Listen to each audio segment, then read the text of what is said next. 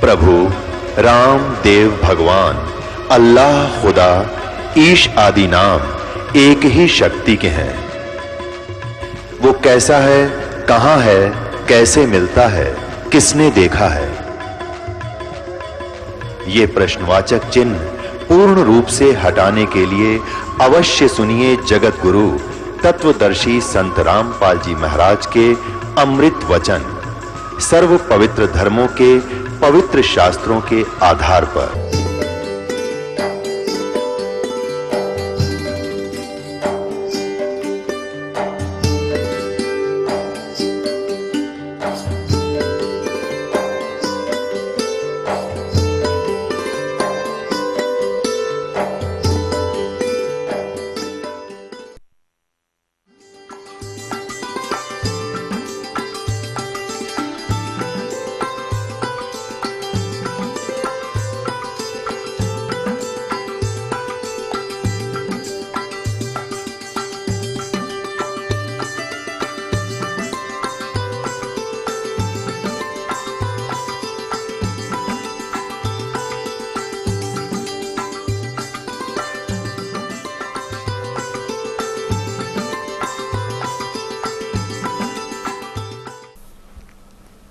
बोलो सतगुरुदेव की जय। बंदी छोड़ कबीर परमेश्वर जी की जय। बंदी छोड़ गरीबदास जी महाराज जी की जय। स्वामी राम देवानंद जी गुरु महाराज जी की जय।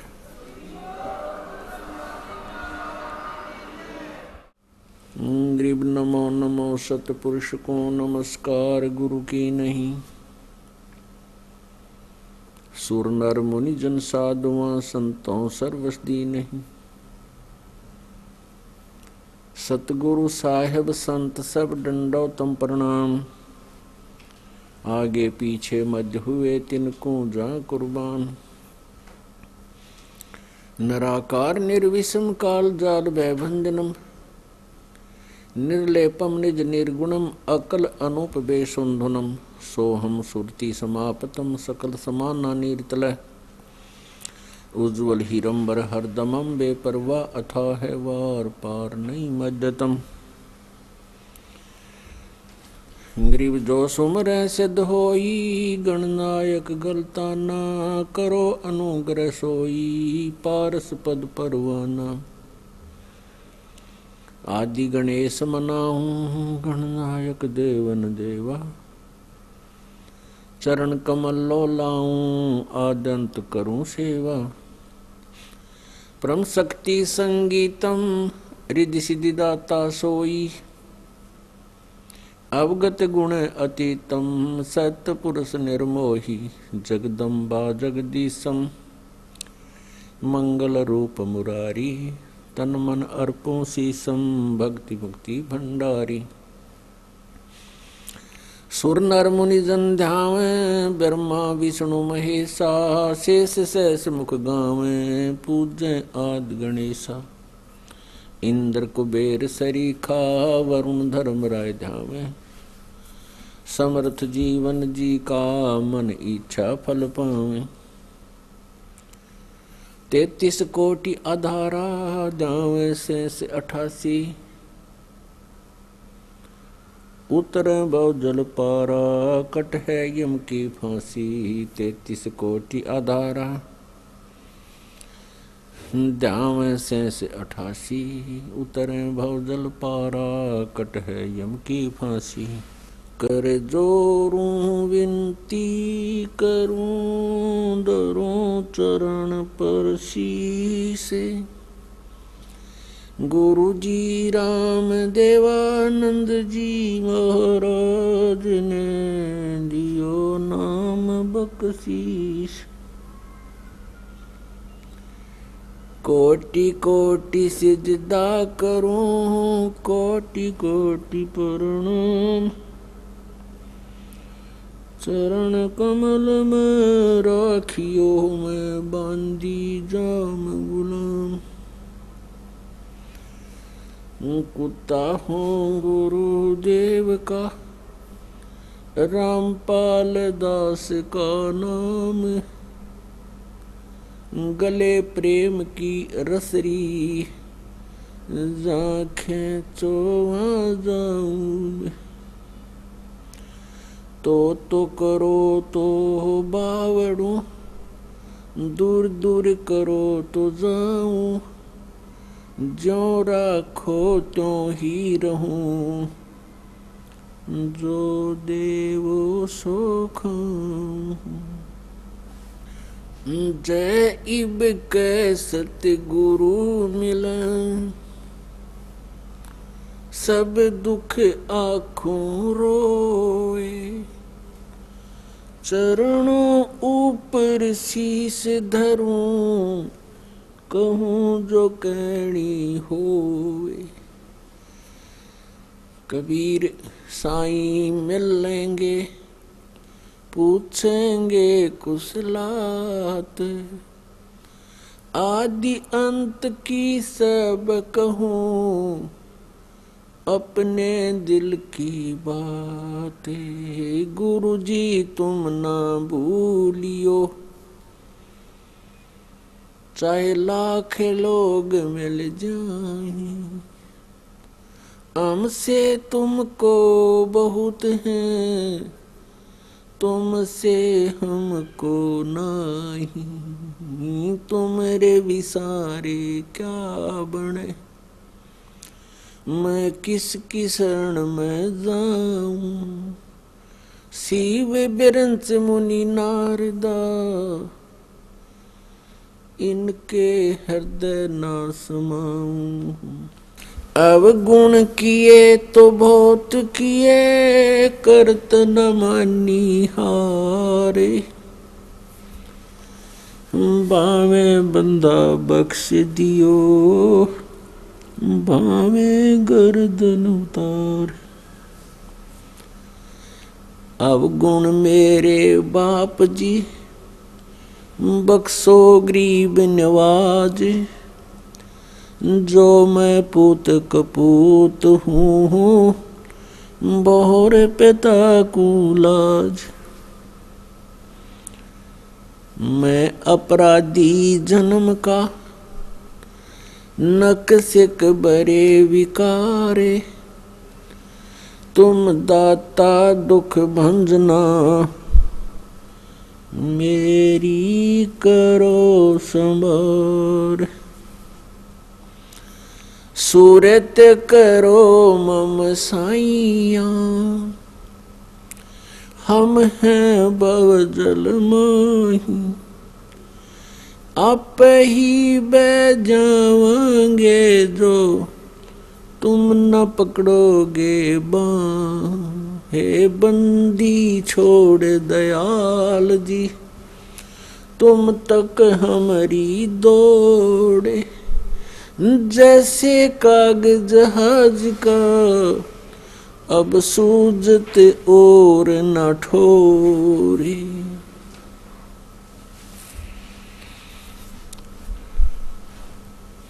परम पूज्य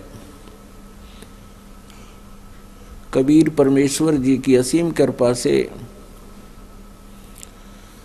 आप सभी पुण्यात्माएं ये अमर कथा सुन रहे हैं, सुनेंगे। आज स्टार्ट होगी। जिस आत्मा के बहुत ही पुण्य कर्म पुनर्जन्मों के संग होते हैं, उसको मानव शरीर प्राप्त होता है। उससे भी अच्छी आत्माएं जिनके और अत्यधिक पुण्यक्रम उनके साथ हैं, फिर पूर्व जन्म की भक्ति संस्कार संयोग उनके साथ है, उसके कारण वो पुण्यात्मा और भी अत्यधिक पुण्यकर्मों युक्त होती है, जो सत्संग प्राप्त करती है। और सत्संग प्राप्त करके जो उपदेश ग्रहण कर लेते हैं, उनके पिछले पुण्यों का कोई एस्टीमेट नहीं लगाया जा सकता। वो कितनी अच्छी आत्माएं।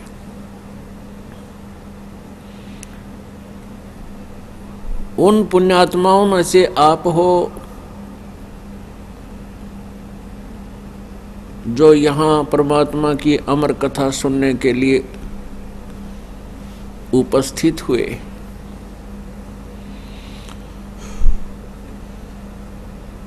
सत्संग में आने से प्राणी को अपने मनुष्य जीवन के उद्देश्य का ज्ञान होता है। जब तक ये प्राणी सत्संग में नहीं आता, इसको मनुष्य जीवन के लक्ष्य का ज्ञान नहीं होता। उससे पूर्व सत्संग प्राप्ति से पहले हम यही सोच रहे होते हैं कि मनुष्य जीवन मिल गया,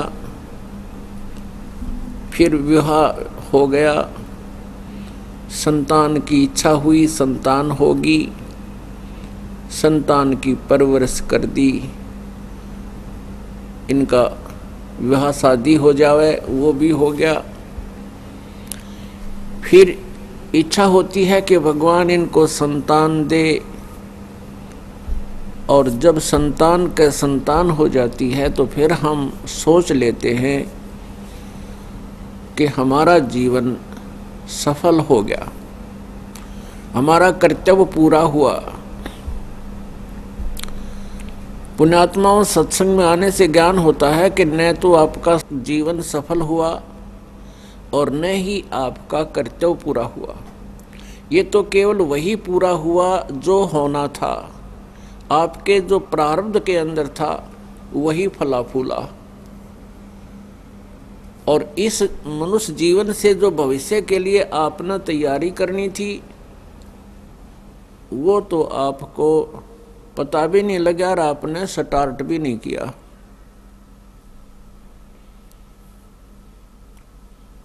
तो पुण्यात्माओं, परमेश्वर स्वयं आते हैं इस तत्व ज्ञान यानी अमर कथा अपनी जानकारी स्वयं देने के लिए, क्योंकि परमात्मा अमर है। केवल एक परमात्मा ही अमर है और सभी जीव आत्माएं जो यहाँ 21 ब्रह्मांड में हैं ये नाशवान हैं। जब तक ये जीव आत्मा है तब तक इनका जन्म और मृत्यु होता है, और जब ये हंस आत्मा हो जाती हैं फिर इनका जन्म मृत्यु नहीं होता, सतलोक में निवास स्थान, स्थायी स्थान मिल जाता है। तो परमेश्वर स्वयं आते हैं अपनी यथार्थ कथा को बताने के लिए। वो परमेश्वर कौन है, कैसा है, कहाँ रहता है, उसका वास्तविक नाम क्या है, उस परमेश्वर के उस परम धाम में जाने की विधि कौन सी है, जहां जाने के बाद फिर मृत्यु और जन्म कभी नहीं होता, अर्थात पूर्ण मोक्ष प्राप्त होता है। यह जानकारी सत्संग से उपलब्ध होती है।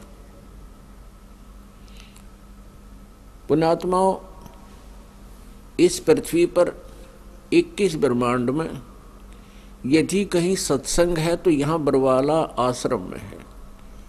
इसके अतिरिक्त कहीं पर भी सत्संग नहीं है।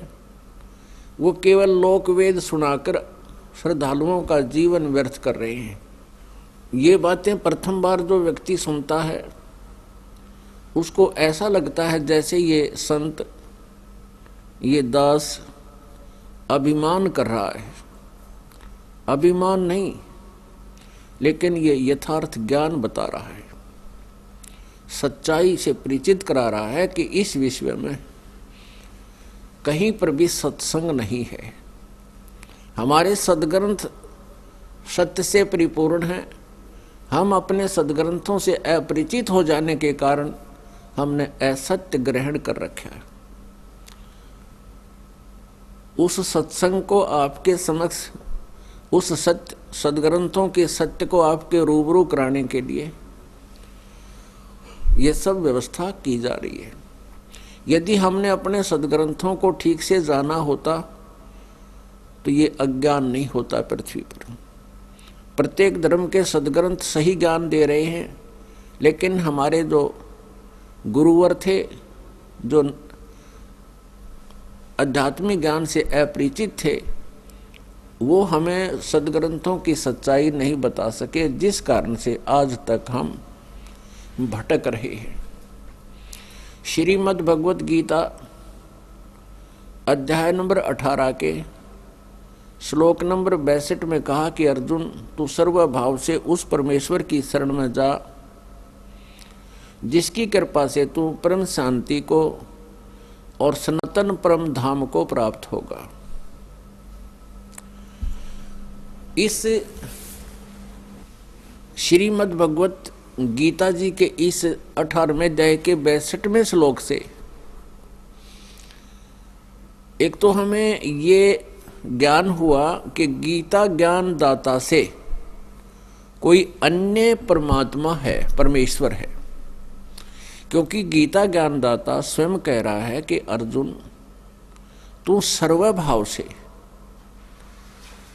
सर्वभाव का अर्थ है कि अन्य किसी भी देव में, भगवान में आस्था ना रख कर एक परमात्मा पूर्ण ब्रह्म परमेश्वर में ही आश्रित होकर उसकी शरण में जा। उसकी कृपा से तो परम शांति को और सनातन परम धाम को प्राप्त होगा। गीता ज्ञान दाता से अन्य कोई परमेश्वर है जिसकी शरण में जाने के लिए गीता ज्ञान दाता स्वयं कह रहा है। और इसमें यह भी स्पष्ट कर दिया कि उसकी शरण से ही आपको परम शांति प्राप्त होगी। और तीसरा यह है कि वो सनातन परम धाम प्राप्त होगा। सनातन यानी शाश्वतम स्थानम, वह स्थान जो कभी विनाश को प्राप्त ना हो, सदा रहे, जिसका कभी अंत ना हो, यानी अमर लोक, जिसे हम सतलोक कहते हैं।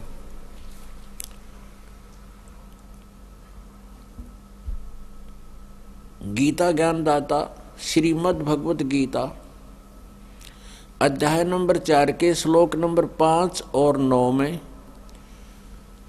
गीता अध्याय 2 के श्लोक नंबर 12 में, गीता अध्याय नंबर 10 के श्लोक नंबर 2 में गीता ज्ञान दाता स्पष्ट कर रहा है कि अर्जुन, तेरे और मेरे बहुत जन्म हो चुके हैं, तू नहीं जानता, मैं जानता हूं।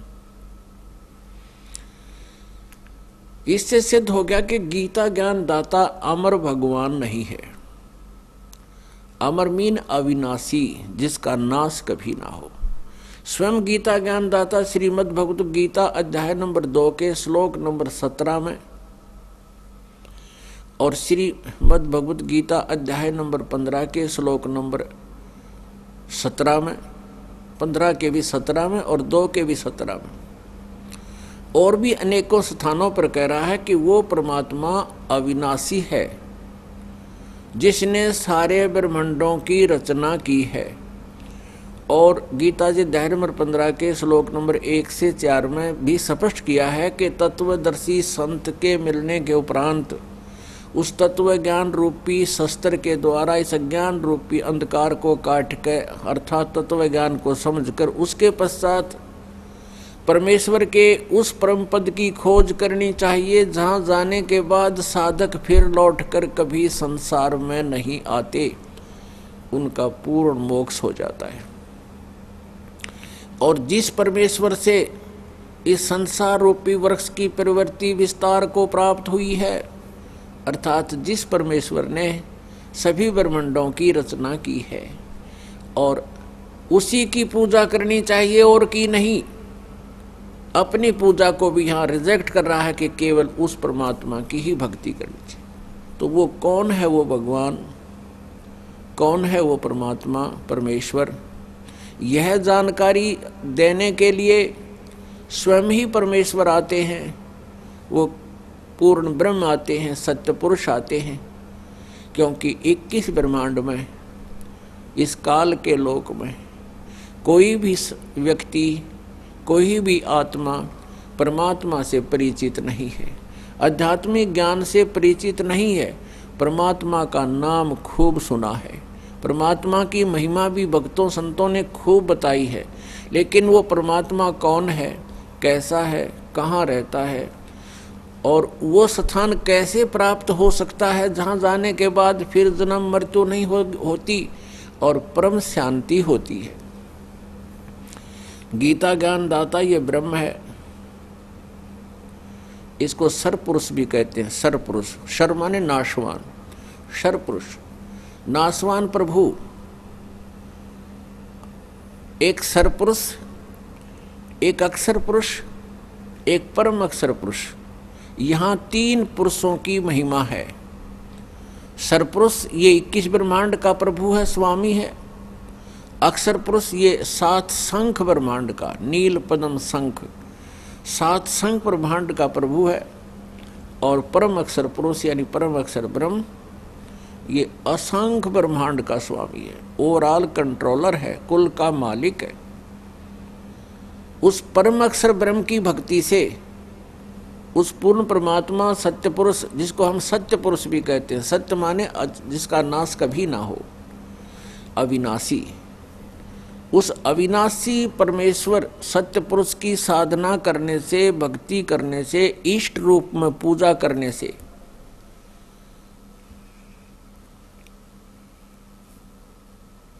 हमारा पूर्ण मोक्ष होगा। हम उस लोक को प्राप्त होंगे, उस परम धाम को प्राप्त होंगे, सनातन परम धाम में चले जाएंगे, जहां जाने के बाद हमारी फिर जन्म मृत्यु कभी नहीं होगी। सरपुरुष को ब्रह्म बोलते हैं। ब्रह्म अपन आत्माओं, आप सब एजुकेटेड हैं, बुद्धिमान बच्चे हैं। परमात्मा ने आपको पहले शिक्षा दी, इसलिए शिक्षा आपको देना अनिवार्य था कि आप भगवान को पहचान सके। नहीं तो 4 युग बीत गए, केवल एक ब्राह्मण वर्ग ही विद्या ग्रहण करने का अधिकारी होता था, अक्षर ज्ञान ग्रहण करने का। और अब परमात्मा ने रजा बख्श दी है कि सभी मानव शिक्षित हो गए। और इस शिक्षा का हमें लाभ केवल यही मिला है कि हम भगवान को, परमात्मा को पहचानेंगे, अपने सदग्रंथों को स्वयं समझेंगे। तो परमेश्वर सत्य पुरुष, परम अक्षर ब्रह्म, ये वास्तव में अविनाशी परमात्मा है। और इसकी भक्ति करने से हमें पूर्ण मोक्ष प्राप्त होगा, हमारा फिर कभी जन्म मृत्यु नहीं होगा। जब तक ये प्राणी जन्म मृत्यु में है, शांति नहीं हो सकती। आपने देखा है, जिनको हम परमात्मा मानते थे, प्रभु मानते थे, इष्ट रूप में पूजते थे, श्री विष्णु जी, श्री शंकर जी, इनकी कैसी दुर्दशा हुई यहाँ जन्म और मृत्यु में रहते हुए। ये भी जन्म मृत्यु में है। और वैसे ये अवतार धार कर आए थे, जैसे श्री राम रूप में, श्री रामचंद्र रूप में राजा दशरथ के घर जन्म हुआ श्री विष्णु जी का। उनका पूरा जीवन देखो कितना दुख में रहा। बचपन गुजरा, युवा हुए, विवाह हुआ, विवाह होते ही वनवास हुआ, वनवास में पत्नी का अपहरण हुआ, फिर रावण के साथ युद्ध हुआ, करोड़ों व्यक्ति युद्ध में मारे गए।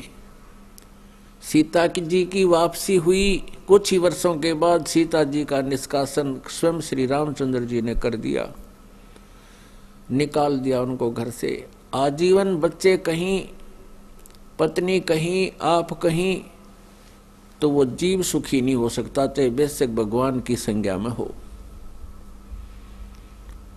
उसके पश्चात श्री कृष्ण रूप में वही विष्णु जी का जन्म हुआ, जेल में जन्म हुआ, मामा शत्रु हो गया, पीछे पड़ा रहा। फिर कभी जरासिंह सेना लेकर आ रहा है, कभी काल्यावन, आखिर में भगवान ने वो मथुरा भी छोड़ना पड़ा। जिस मथुरा को पूजने के लिए ये तत्वज्ञानहीन संत हमें निर्देश देते हैं कि वहाँ भगवान घूमया करते थे, वो पवित्र भूमि होगी है, वहाँ जाने से मोक्ष होगा। भगवान श्री कृष्ण जी तो उस अक्षेत्र को त्याग कर चले गए थे, यदि वो ऐसा क्षेत्र होता, यही मोक्ष संभव था, तो भगवान क्यों जाते उस क्षेत्र को छोड़कर, द्वारका बनाई। और इसीलिए प्रभु ने कृपा की कि उस द्वारका का नाम और निशान मिटा दिया कि कोई फिर यहाँ धक्के खाना ना हो पूजने के लिए। अब द्वारका ना पाई तो मथुरा में ला दिए इन अनजानों ने वहाँ धक्के खाने के लिए। तो कहने का भाव ये है कि तत्वज्ञानहीन प्राणी नीम हकीम होता है, और इन नीम हकीमों ने हमें मिसगाइड कर दिया, भक्ति से दूर कर दिया, भगवान से कोसों दूर कर दिया, और जन्म मृत्यु के रहट में हमें डाल दिया। तो भगवान श्री कृष्ण जी का पूरा जीवन देख लो, उन्होंने कभी भी सुख का सांस नहीं लिया। अंत क्या हुआ उन भगवानों का?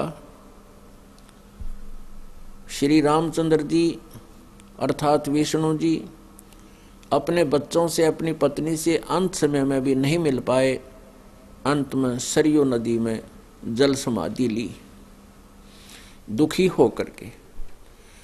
और श्री कृष्ण जी का अंत आपके समक्ष है।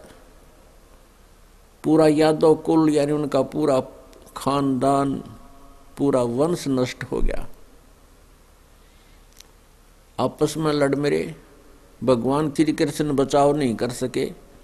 पहले सभी श्री कृष्ण जी को सिरोधार्य मानते थे, लेकिन जब वह काल की घड़ी आई, काल का दबाव हुआ, श्री कृष्ण जी की एक नहीं मानी किसी ने, आपस में लड़ मरे। और श्री कृष्ण जी को भी अंत में अपने किए कर्म का बदला देना पड़ा, अपना कर्म दंड भोगना पड़ा, प्रारब्ध को भुगतना पड़ा। ये उसको समाप्त नहीं कर सके। जैसे श्री रामचंद्र रूप में सुग्रीव के भाई बाली का वध किया था श्री रामचंद्र जी ने धोखे से, उसका भी बदला श्री कृष्ण रूप में देना पड़ा।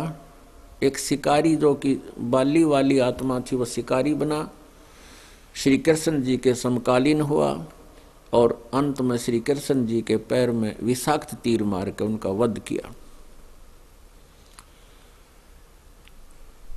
तो परमात्मा कहते हैं कबीर परमेश्वर जी, वो पूर्ण ब्रह्म है, परम अक्षर ब्रह्म है। वही वो परमात्मा है जो हमें परम शांति प्रदान करते हैं और सनातन परम धाम प्राप्त करवाते हैं। तो वो परमात्मा कहते हैं, तुम कौन राम का जपते जापम, और ताते कटे ना तुम्हारे तीनों तापम। तो पुण्यात्माओं, जिसमें हमें भगवानों के अंदर हमें डिफरेंस का पता चलेगा, परमात्माओं के अंतर का पता चलेगा, तभी हम उसको चाहेंगे। तुलनात्मक तरीके से विज्ञान दिया जाता है। जैसे सरपुरुष, ये अक्षर पुरुष और परम अक्षर पुरुष, ये तीन प्रभु हैं। और ये ब्रह्मा जी, विष्णु जी, शिव जी, ये तो बहुत एक देव रूप में आते हैं, देवताओं की संज्ञा में है ये।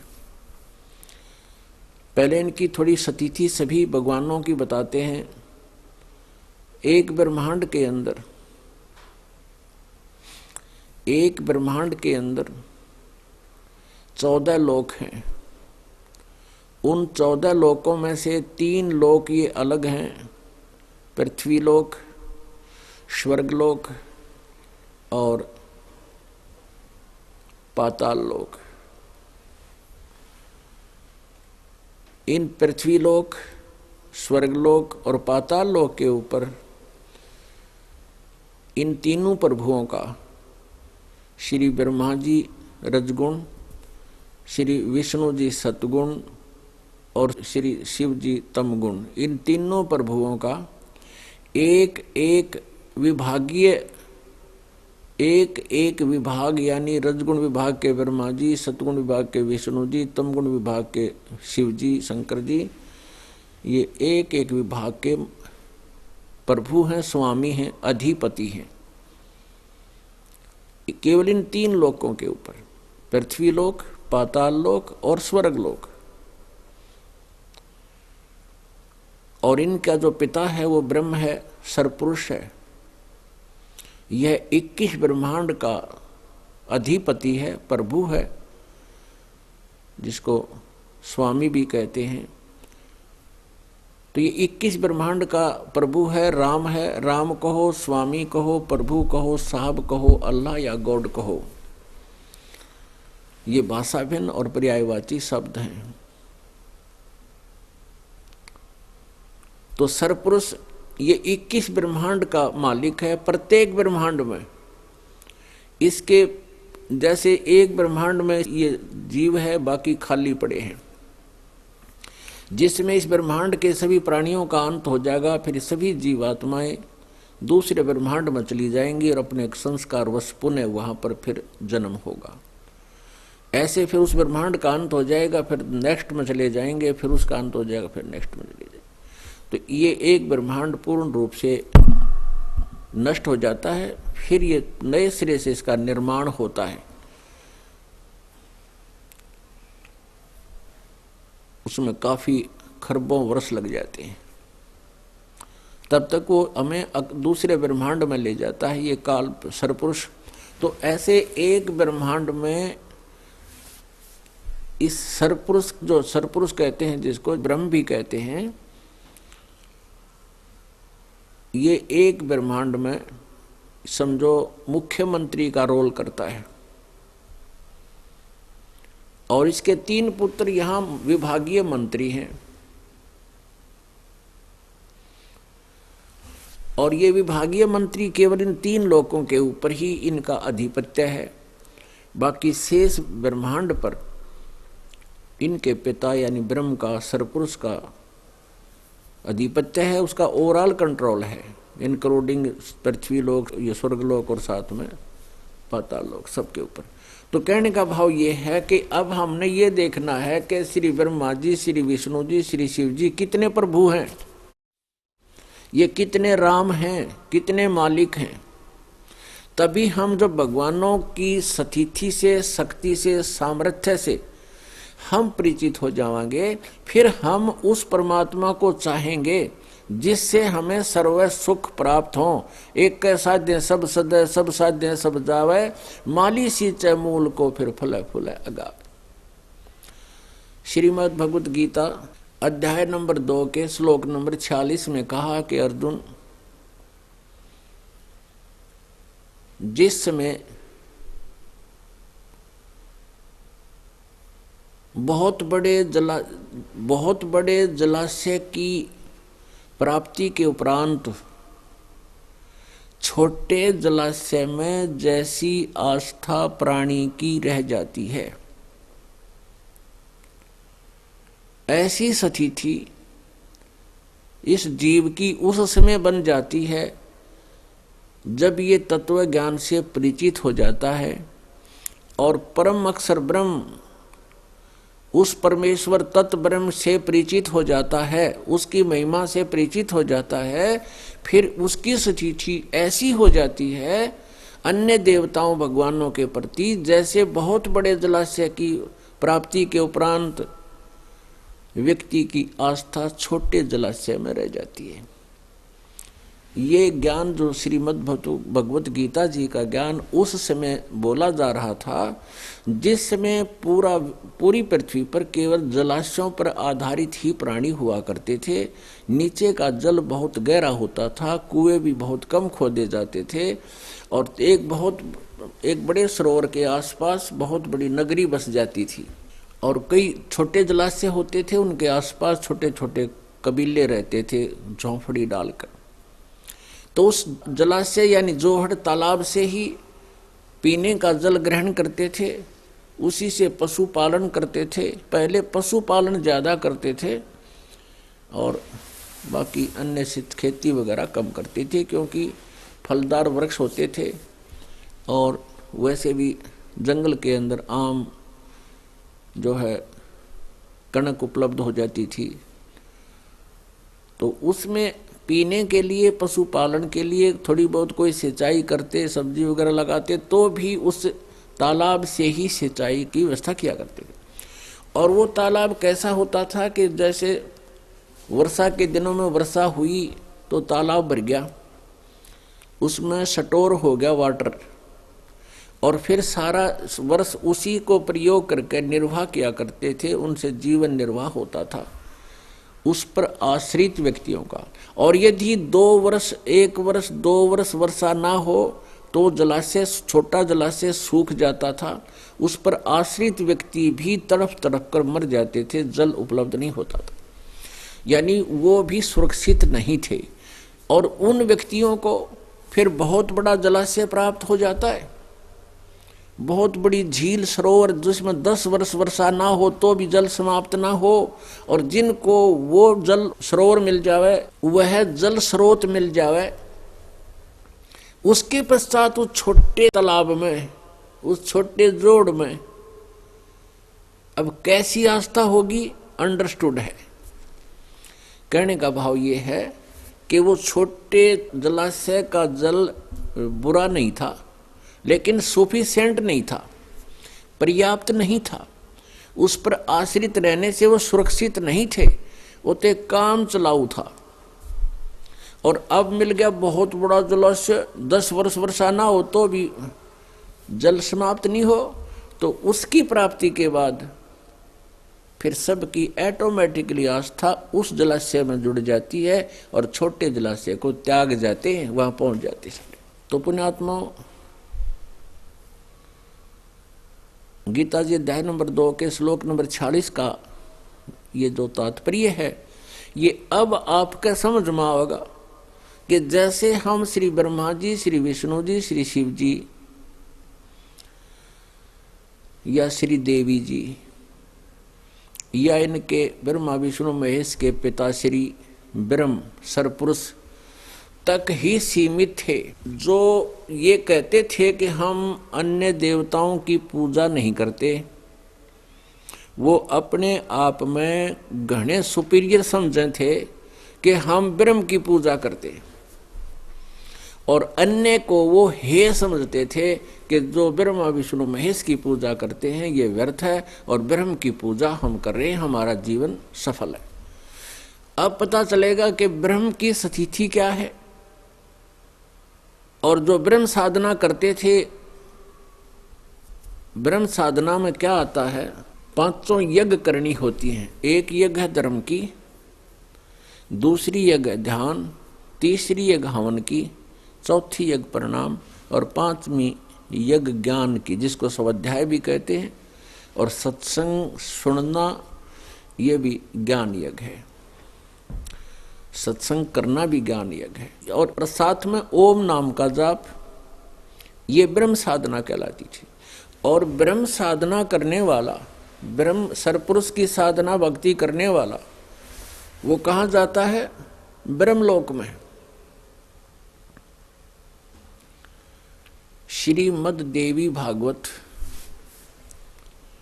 7वां स्कंध, श्री देवी खुद स्वयं हिमालय राजा को ज्ञान सुना रही है, आध्यात्मिक ज्ञान सुना रही है, और कह रही है कि केवल एक ब्रह्म की पूजा कर, सब पूजाएं त्याग दे, यानी अपनी पूजा को भी मना करती है और कहती है केवल एक ब्रह्म की पूजा कर, उसका ओम नाम है। ओम नाम के जप से तू कहाँ जाएगा, ब्रह्मलोक को प्राप्त होगा, ब्रह्म को प्राप्त होगा, और वो ब्रह्म ऊपर ब्रह्मलोक में रहता है। अब इससे सिद्ध हो गया कि ब्रह्म की साधना करने वाला, ओम नाम का जाप करने वाला ब्रह्मलोक में जाएगा। और गीता जी अध्याय नंबर 8 के श्लोक नंबर 16 में ये स्पष्ट कराया है कि ब्रह्मलोक पर्यंत, ब्रह्मलोक तक जितने भी लोक हैं, जैसे विष्णु जी का लोक है, शिव जी का लोक है, ब्रह्मा जी का लोक है, दुर्गा का लोक है, ब्रह्मलोक है, ये अन्य धर्मराय का लोक है या स्वर्ग लोक है, कहते इन सभी लोकों में गए हुए प्राणी पुनरावर्ती में हैं, अर्थात उनका जन्म और मृत्यु होता है, वो पूर्ण मोक्ष प्राप्त नहीं करते, वो अपने पुण्यों के अक्षीण होने पर उन लोकों से फिर वापस मृत लोक में आते हैं, जन्म मृत्यु को प्राप्त होते हैं। तो इससे सिद्ध हुआ कि श्री ब्रह्मा जी, श्री विष्णु जी, श्री शिव जी और ब्रह्म और दुर्गा, यहां तक कि ब्रह्म माने सरपुरुष कहो, इसको सरपुरुष भी कहते हैं, सरब्रह्म भी कहते हैं, और केवल इसको ब्रह्म भी बोल देते हैं। जब तक ब्रह्म से ऊपर दो प्रभु और हैं, एक अक्षर ब्रह्म, एक परम अक्षर ब्रह्म, इनकी जानकारी नहीं थी, तब तक इस ब्रह्म को फाइनल मान रखा था। इसलिए इसको फाइनल गॉड यानी ब्रह्म का अर्थ भगवान होता है, प्रभु होता है, तो ब्रह्म माना जाता था। अब जैसे किसी कार्यालय में कोई नौकरी करते हैं तो उन कर्मचारी और अधिकारियों के लिए उनका जो बॉस होता है, जैसे कोई डीसी ऑफिस में काम करते हैं, डिप्टी कमिश्नर के ऑफिस में काम करते हैं, तो उनके जितने भी वहाँ कर्मचारी या सुपरिटेंडेंट आदि होते हैं, वो एक दूसरे को संबोधित करते समय ये कहते हैं कि साहब ने ये काम कहा है, आप कर दीजिए, साहब का आदेश है, इस फाइल को पहले निपटाना है। तो उनके लिए अंडरस्टूड था साहब, डीसी साहब, क्योंकि उनका कंट्रोलर, उनका बॉस वो साहब है। अब साहब कहो चाहे राम कहो, चाहे प्रभु कहो, चाहे स्वामी कहो, अब जो जितनी क्षमता रखता है वो उतना ही राम है। पहले यहाँ राम की परिभाषा यानी साहब की परिभाषा आपको थोड़ी सी डिफाइन करते हैं।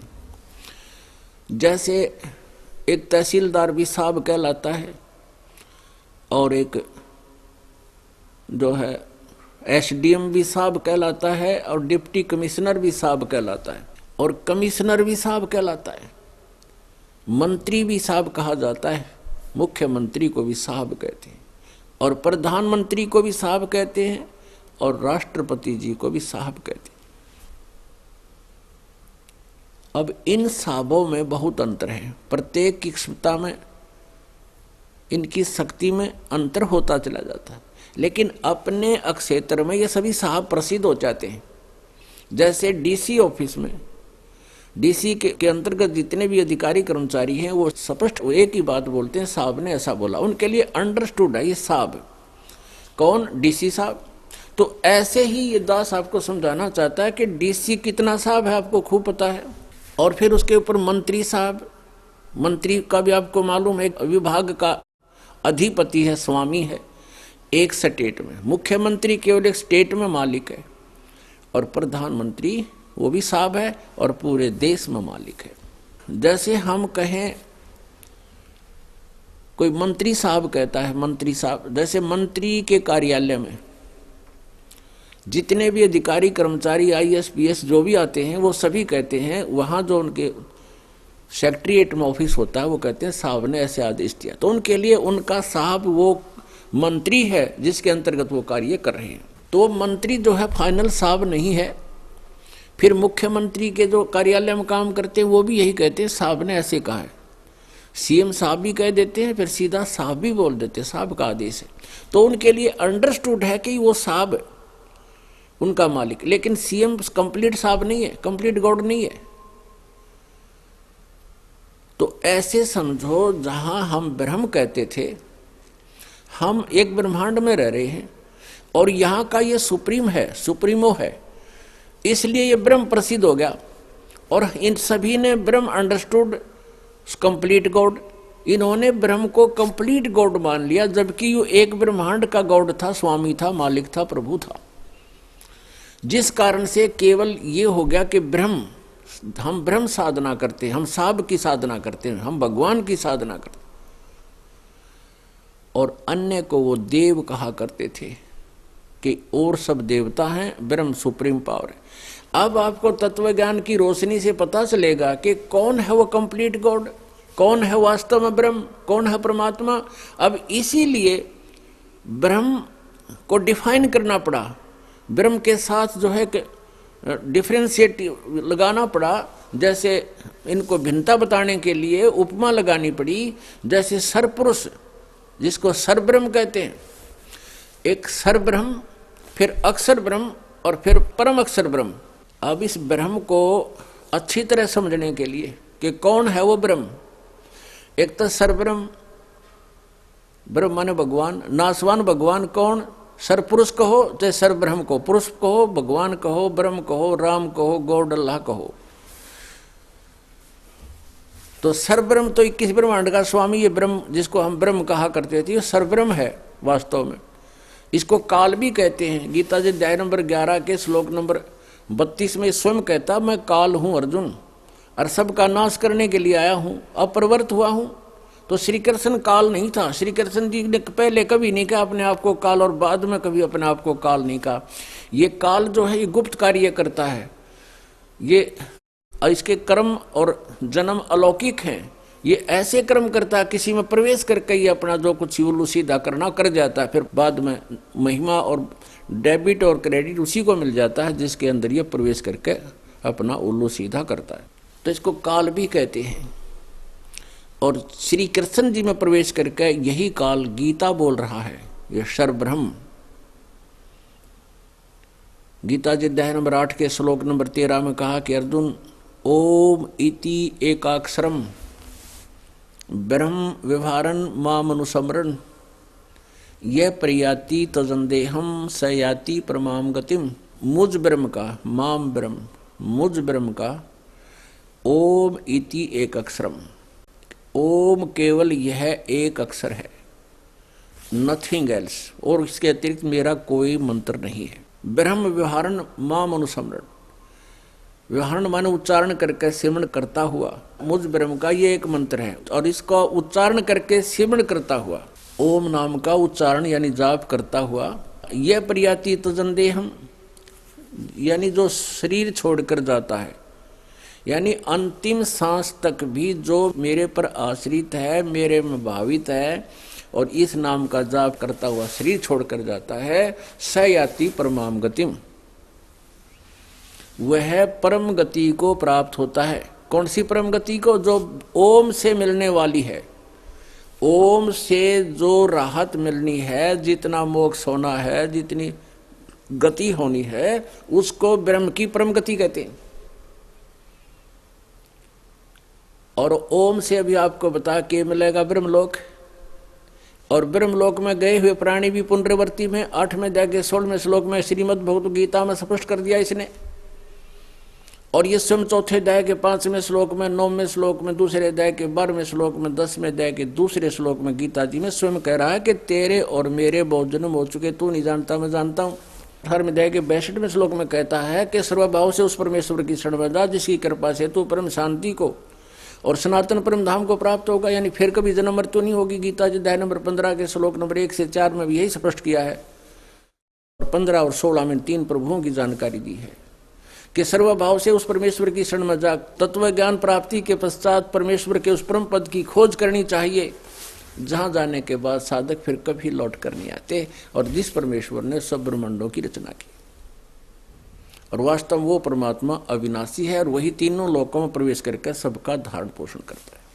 तो इससे सिद्ध हो गया कि गीता जी अध्याय नंबर 8 के श्लोक नंबर 13 में जो परम गति ओम के जाप से होनी है वो व्यर्थ है, वो पूर्ण नहीं है।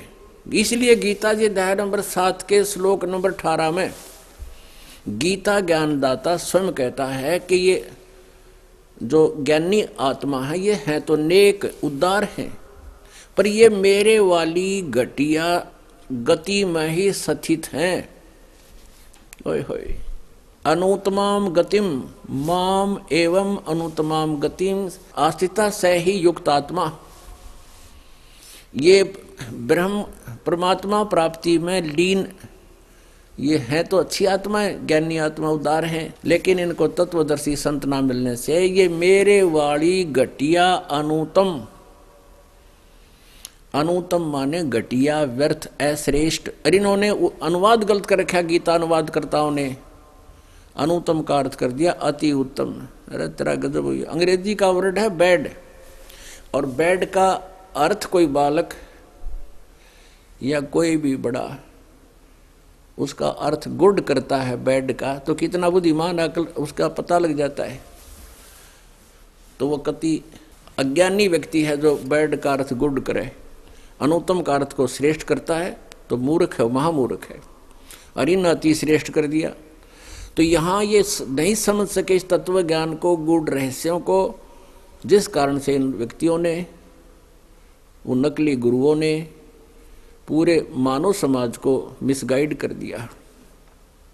और उसका दुष्परिणाम हमें भोगना पड़ रहा है। कोई भूत बन गया, कोई पितर बन गया,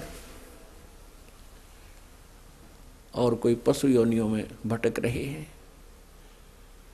तो यह प्रसंग चल रहा है कि जो ब्रह्म साधना है, सरपुरुष की जो साधना है, जिसको ये सुप्रीम मानते थे, वो व्यर्थ है। इति सिद्धम। अब हम लेते हैं अक्षर पुरुष। सरपुरुष तो ये ब्रह्म है। अक्षर पुरुष गीता जी अध्याय नंबर 15 के श्लोक नंबर 16 और 17 में 3 प्रभुओं का बिल्कुल निर्णायक ज्ञान दिया है। सरपुरुष, अक्षर पुरुष, ये तो 16वें श्लोक में बता दी 15वें अध्याय के सरपुरुष और अक्षर पुरुष और इनके अंतर्गत जितने भी प्राणी हैं ये सभी नाशवान हैं। ये भगवान भी नाशवान है और इनके अंतर्गत जितने प्राणी, इनका भी जन्म और मृत्यु होता है। आत्मा किसी के मरती नहीं, वो तो अलग बात है। वो तो कुत्ते की बिना मरती, गधे की बिना मरती, भगवान का जिक्र के है। फिर 17वें श्लोक में 15वें अध्याय के श्रीमद् भगवत गीता अध्याय नंबर 15 के श्लोक नंबर 17 में तुरंत कहा है कि उत्तम पुरुष है तू अन्य। उत्तम पुरुष, पुरुष माने प्रभु ब्रह्म, वो उत्तम पुरुष, उत्तम परमात्मा, पुरुषोत्तम, पुरुषोत्तम माने श्रेष्ठ भगवान, सर्वशक्तिमान, वो तो कोई और है। इन दोनों से अलग है। सरपुरुष और अक्षर पुरुष जो 16वें श्लोक में बताए हैं उनसे अन्य है, और वही परमात्मा कहलाता है। उत्तम पुरुष तु अन्य परमात्मा इति उदाहरते। वो श्रेष्ठ परमात्मा तो कोई और है और उसको परमात्मा कहते हैं, वो परमात्मा कहा जाता है। और यह लोक त्रयम आवी से विवर्ती, अवे ईश्वर है जो तीनों लोकों में प्रवेश करके और सबका धारण पोषण करता है, वो है अविनाशी परमात्मा। यहाँ 3 लोक ये नहीं है, स्वर्ग लोक और पाताल लोक और पृथ्वी लोक नहीं। यहाँ 3 लोक हैं, सतलोक यानी पूर्ण परमात्मा का जो अधिपति, और फिर अक्षर पुरुष, और फिर ये सरपुरुष, इनके लोक और इंक्लूडिंग परमात्मा का लोक, इन सभी का धारण पोषण करने वाला भी वो पूर्ण परमात्मा ही है। जैसे 15वें अध्याय के श्लोक नंबर 1 से लेकर 4 में कहा कि ऊपर न जड़ वाला, ऊपर को परमात्मा जो है वो परम अक्षर ब्रह्म, वो तो समझो जड़ है, मूल है पूरे संसार रूपी वृक्ष की। और अक्षर पुरुष का तना समझ लो, और सरपुरुष एक मोटी डार जानो, और डार के फिर 3 शाखा हो, रजगुण ब्रह्मा, सदगुण विष्णु, तम गुण शिव जी, ये 3 शाखा हैं। और आगे पात रूप है संसार, हम पात रूप में हैं। तो मूल से आहार चलता है पेड़ को, मूल से, और वही तना में, तना से डार में, डार से फिर शाखाओं में, शाखाओं से पत्तों तक आता है। तो अब अंडरस्टूड है। गीता जी अध्याय नंबर 15 के श्लोक नंबर 17 में ये बताया है, वो मूल परमात्मा, जड़ रूपी भगवान, मूल मालिक, सबका दाता, वो जड़ है समझो सारे ब्रह्मांडों की। वहीं से सबको शक्ति प्राप्त होती है, उसी से सबको यहाँ कर्म वर्क जैसा जिसका है वैसा प्राप्त होता है। तो वो वही तीनों लोकों में प्रवेश करके सबका धारण पोषण करता है। और वो है अविनाशी भगवान, अवय ईश्वर, वो है अवय परमेश्वर, वो अविनाशी परमात्मा है। पुण्यात्मा, श्रीमद् भगवत गीता अध्याय नंबर 8 के श्लोक नंबर 17 में, इसमें अक्षर पुरुष जिसको परब्रह्म कहते हैं, उसकी आयु की सीमा दी है। उसकी आयु की गणना बताई है। इन्होंने अनुवाद गलत कर दिया यहाँ पर। उस मूल संस्कृत के अंदर, मूल पाठ में, उसमें लिखा है कि ब्रह्मणे युग ए सहस्रार युग ब्रह्मणे। ब्रह्मणे माने परब्रह्म। ब्रह्मणे का अर्थ यहां पर इसलिए परब्रह्म लगा जाएगा, ब्रह्मणे का अर्थ होता है ब्रह्म से बड़ा भगवान, यानी बड़ा प्रभु। तो यहां ब्रह्मणे का अर्थ है परब्रह्म, क्योंकि यहां आयु की गणना है, और जहां आयु की गणना नहीं है वहां ब्रह्मणे का अर्थ होता है परम अक्षर ब्रह्म, पूर्ण परमात्मा। तो यहां इस अक्षर पुरुष को भी अविनाशी कहते हैं, लेकिन यह भी नाशवान है। अब यहां थोड़ी सी इनकी कलाबाजी दिखाते हैं गीता अनुवादकर्ताओं की, अनसमझों की।